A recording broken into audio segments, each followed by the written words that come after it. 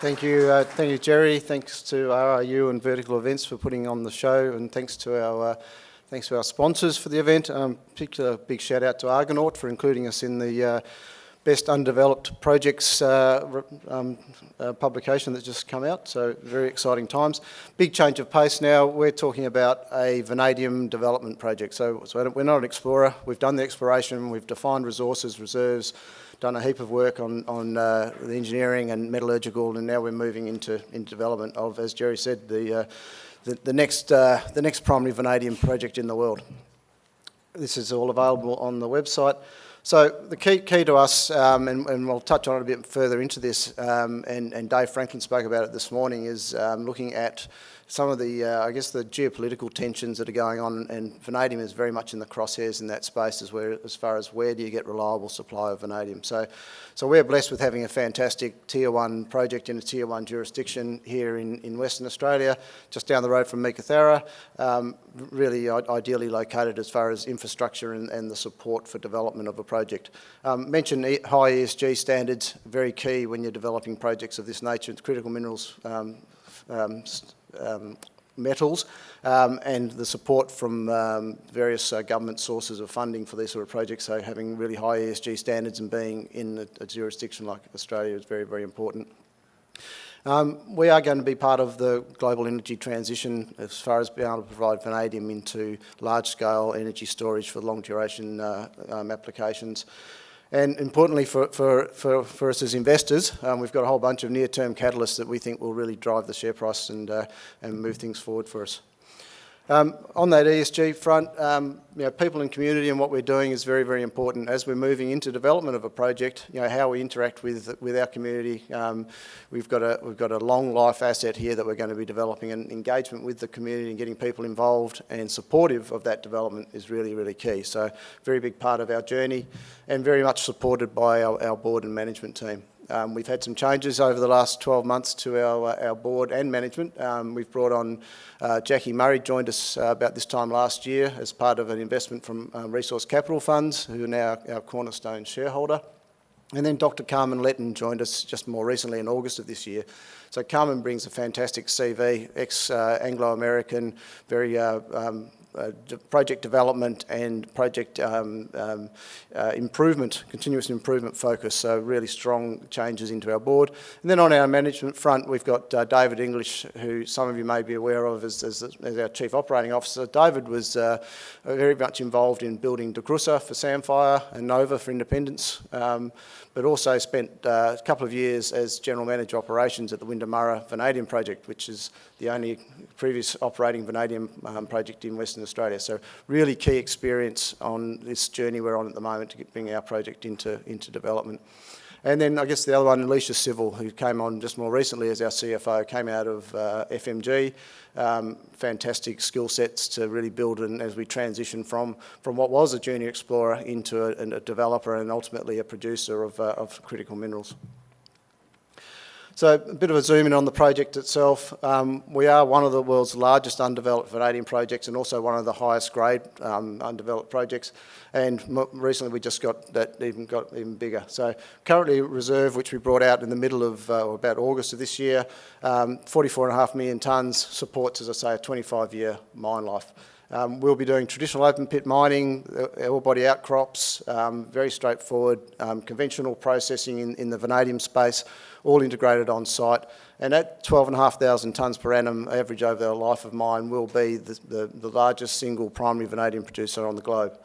Importantly, what we've completed in the recent times is what we've called an integration study. So the deposit down the bottom of that chart, the Yarrabubba, we've integrated into the overall project, to the Murchison Technology Metals project.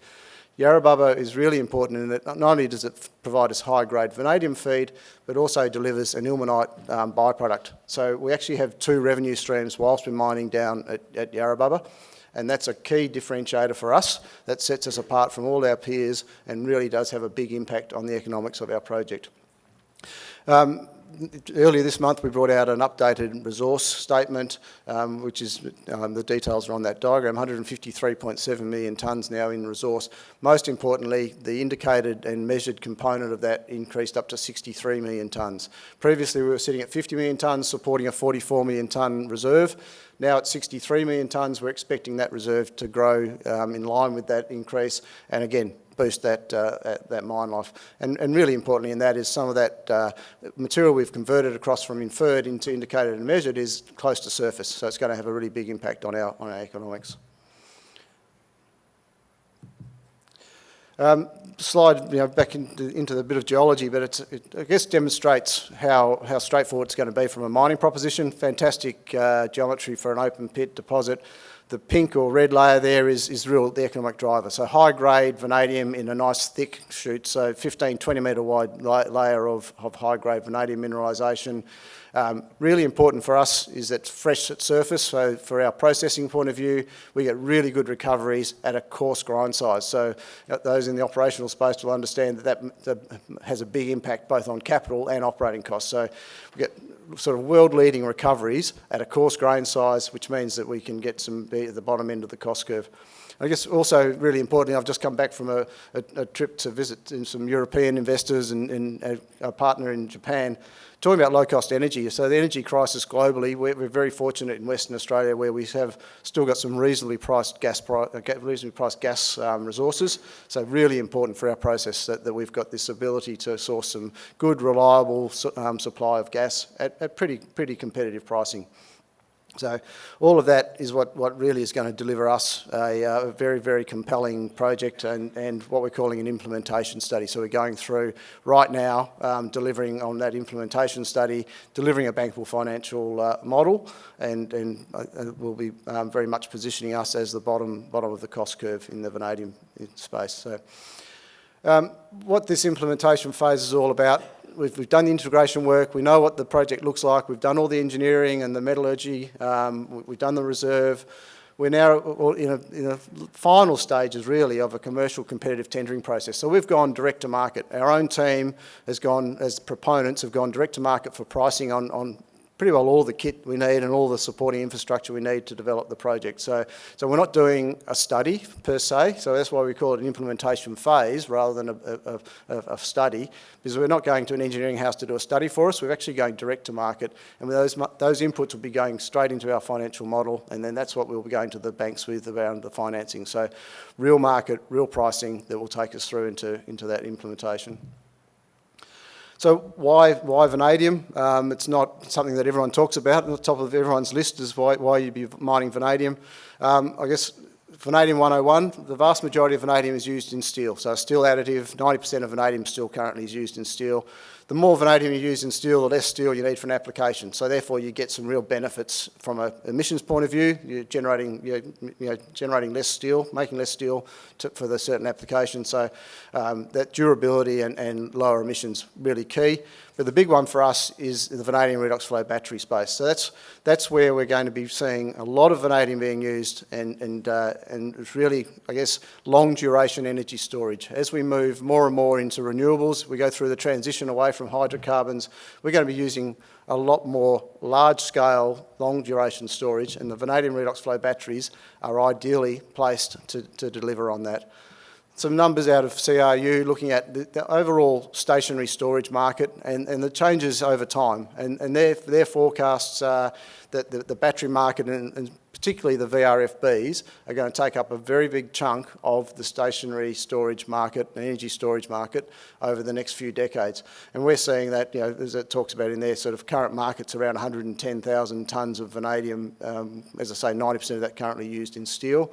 We're seeing huge growth coming into the vanadium redox flow batteries.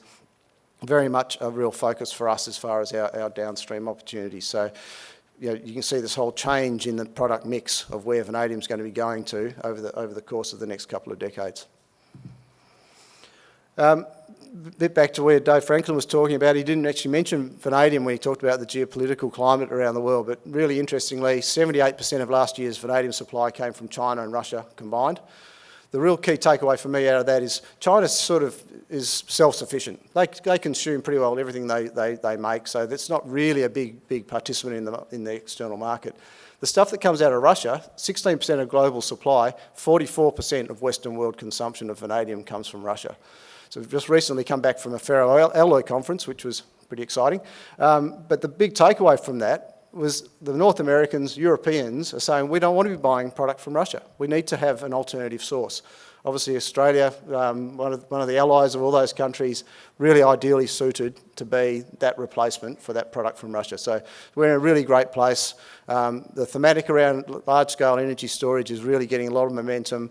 Vanadium redox flow batteries are getting a lot of support in the market. And now we've got this geopolitical situation where the market is looking for alternatives in supply. So we've been working on this for quite some time as far as building partnerships and relationships.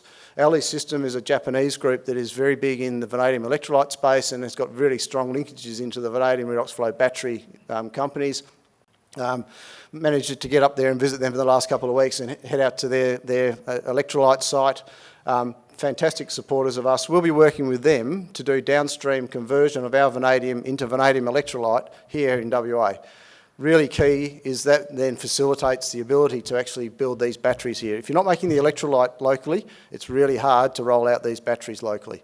By us taking our high purity vanadium, working with RIU Systems on their technology, delivering the vanadium electrolyte here, we can actually really help facilitate that whole industry. And then more recently, we announced an MOU with Tata Steel. The Indian market is, we often hear about it, but the steel market in India is growing dramatically. They're also looking at really increasing the quality of their steel over time. So that all lines up with more vanadium used. And so Tata is a really strong bridge for us to get into that market. But really, more importantly, I was on the WA government trade mission to India in July. The big takeaway I got from that is the amount of renewable energy they're deploying across India, and therefore the amount of energy storage, long duration storage they're going to require will eclipse what's happening in Europe. So India is a massive market for vanadium, and we've really got a great opportunity with a partnership with Tata to really access that marketplace. I guess alongside of all that, we're maintaining our own, equilibrium, our own momentum, into the electrolyte space. So we're part of the FBI CRC here in WA, the Future Battery Industry Cooperative Research Centre. Very much we're a key investor in this project, so looking at how we can more effectively and efficiently convert our material into electrolyte and then deliver into these vanadium redox flow batteries. So real commitment into that R&D space. Corporate overview, we're very, very well placed. As I said, Resource Capital Funds came on board about 12 months ago, part of a $20 million capital raise. At the end of September, we still had $15 million cash at bank, 210 million shares on issue, so really strong register, really strong supportive shareholder base, and a very clear pathway through to development. So the story for us and the key takeaway is we are poised for construction in 2023. The technical work, the economic work is all coming to fruition by the end of this year, early next year.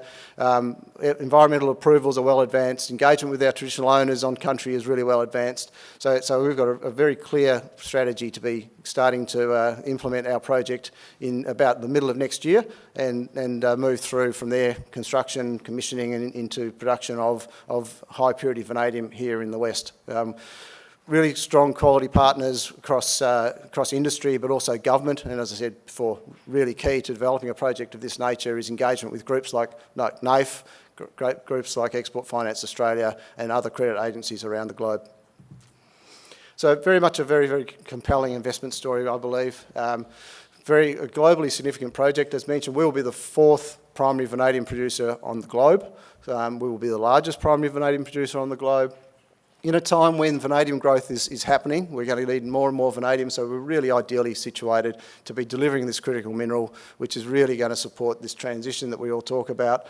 We've got a great team, great board, great management team that are going to deliver on the project, and a really good, key investors and shareholders on the register that are going to support this whole ambition through delivery of the project. Thank you very much.